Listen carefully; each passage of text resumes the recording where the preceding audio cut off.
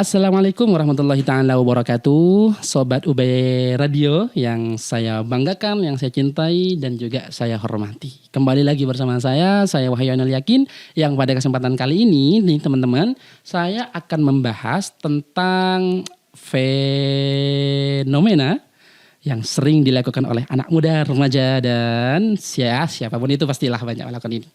Apakah itu? Maka ada sebuah pertanyaan tadi. Bagaimana kalau orang melakukan buka bersama, bukber nih sama teman-teman kelas, sama teman-teman mahasiswa, sama teman-teman organisasi, tapi tidak tarawih? Nah ini gimana nih? Maka kita harus telisik dulu, santai-santai.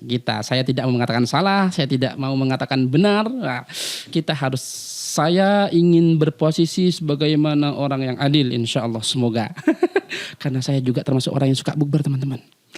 Jadi gini, buka bersama dan sholat tarawih, dua-duanya memiliki satu kesamaan dalam tingkat hukum agama.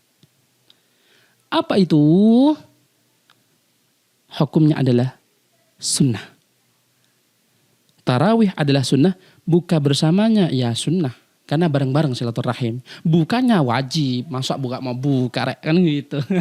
Bahaya nih gak buka. Oh iya ini. Ada informasi penting. Puasa itu kalau sampai kita tidak makan 24 jam itu haram hukumnya. Namanya puasa wisol. Satu-satunya manusia yang boleh melakukan itu hanya Nabi Muhammad SAW. Yang lain umatnya jangan.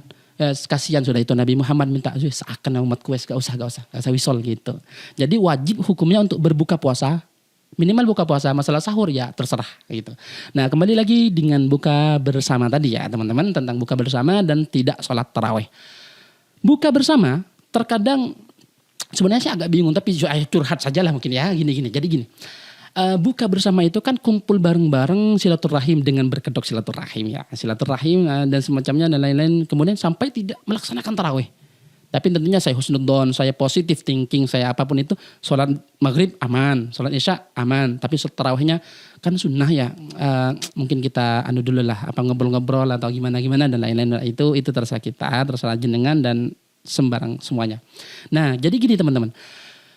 Buka bersama itu memiliki suatu keutamaan, dia bisa silaturahim, oke. Kemudian dia bisa menambah wawasan, oke. Dia bisa berbagi, oke, dan semacamnya. Jadi itu bersifat tentang manusia antar manusia.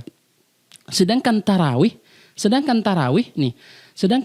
itu adalah sunnah yang bersifat dari hamba pada manusia. Jadi kan kita itu hidup harus ada dua yang balance. Ada yang hablun minallah sama hablun minannas. Sama Allahnya mantep, sama manusianya oke. Yang gitu harusnya gini ya. Nah jika ada sebuah kondisi yang mengharuskan kita buka bersama, ya ayo. Jangan sampai kita tidak buka bersama dengan berdalih untuk melakukan perkara sunnah yang lain. Wah ini khawatir diserang ini. Melakukan sunnah yang lain, saya katakan sunnah yang lain, kemudian kita menjadi bahan pergunjingan teman-teman. Nah ayo, nanti orang-orang itu teman-teman kita, mana sih misalkan Johan, nah siapa yang namanya Johan ini? Johan misalkan, mana itu Johan gak hadir, mana itu Vina gak hadir, misalkan kan gitu. Malah kita yang menjadi biang keladi bagi mereka melakukan dosa.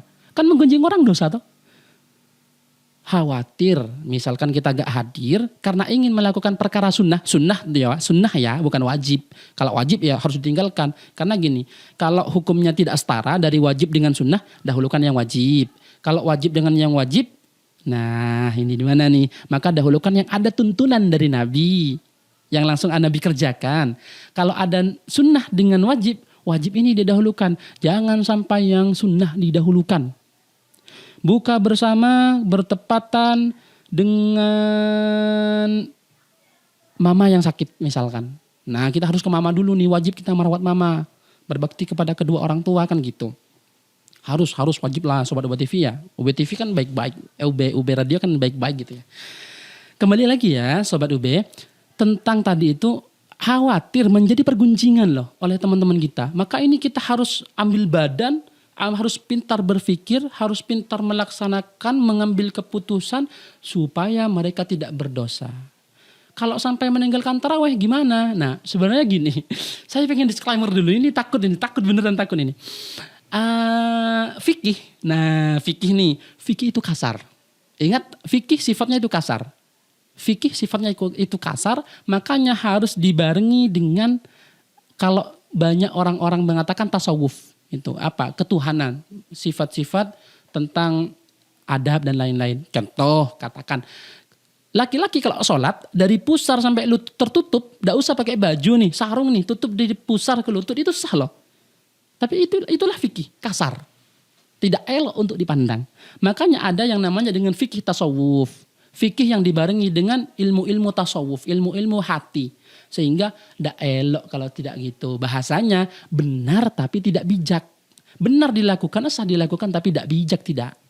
Nah, itulah ini yang ini disclaimer ya, disclaimer. Nah, begini. Intinya adalah yang ingin saya katakan bahwa jangan sampai sampean meninggalkan sesuatu kemudian karena sebab meninggalkan kalian itu terjadilah sebuah pergunjingan di sana. Lebih baik mencegah daripada mengobati, teman-teman. Maka tapi harus ada ilmunya ini, harus ada ilmunya. Harus kita sadar. Kalau saya gak hadir di sana, saya akan jadi perbincangan, oh ini bahaya nih, saya hadir juga, hadir. Ternyata sampai akhir, sampai rundun acaranya sampai malam. Sholat maghrib, sholat isya, tarawih agak singkat, ataupun bahkan tidak tarawih. Nah ini bagaimana? Kalau sampean ini saya pribadi, misalkan saya aja dah biar kayak ini. Misalkan saya ada di sana, maka saya akan lebih memilih apa? Saya lebih memilih untuk gabung dengan manusia. Loh, kok gini? Kok ada ini mengajarkan kayak gini? Menghilangkan sifat ketuhanan, menghilangkan agama. Allah itu baik, manusia yang tidak baik. Loh, Allah kan Maha Pengampun. Ya Allah ampuni, ya Allah malam ini saya tidak tarawih karena anak-anak nanti gunjing ini. Kalau manusia mungkin ya sampai akhir nanti, oh itu masuk alim itu, oh ini oh, kan gitu tuh. Sampai berhari-hari kita tidak nyaman. Sudahlah, saya minta maaf ke Allah saja, ya Allah. Antum lebih tahu, jenengan lebih tahu apa yang saya rasakan, bahaya. Jadi gitu teman-teman ya. Kalau sampean gimana? Ya monggo. Kalau misalkan mau jadi sholat tarawih, oke saya mau sholat tarawih saja. Tidak mau mendengarkan manusia, tidak mau kanan kiri depan belakang. Itu mantap. Sampean kuat menahan telinga yang panas kan gitu. Jadi ya itu tergantung kita lah memilih yang mana dan semacamnya. Tapi kalau saya pribadi, saya lebih memilih untuk melarang ataupun membacking supaya teman-teman saya tidak menggunjing saya. Karena itu dosa. Masalah ibadah dengan Allah bisa disusul untuk nanti malam. Bisa kapan dan lain-lain. Karena ini bersifat sunnah. Kecuali kalau wajib, kamu jangan sholat aja sama saya. Nah disinilah ketegasan seorang saya akan dikeluarkan. No, saya harus sholat. Karena saya sudah lama tidak sholat misalkan. Ya mungkin seperti itu teman-teman ya. Kalau ada kronologi misalkan seperti itu, saran saya adalah jadilah orang yang bijak. Tidak hanya benar. Karena banyak yang terjadi orang-orang di luar sana benar tapi tidak bijak. Mungkin itu quote dari saya. Kali ini nanti bertemu dengan saya lagi dengan quote-quote yang seperti itu. Sekian dari saya. Mohon maaf apabila ada banyak salahnya teman-teman ya. Sobat UB Radio. Kalau ada benar itu murni dari Allah Ta'ala. Allah yang mengilhamkan kepada saya untuk berbicara. Kalau ada salah itu dari saya. Karena saya ya dhaif lah. Wa kanal insanu dha'ifa. Begitulah kira-kira kata Quran. Manusia diciptakan dengan lemah. Sekian saya Wahyuyan Lekin mengucapkan Assalamualaikum warahmatullahi wabarakatuh. Sampai bertemu dengan saya kembali di Sobat UB Radio.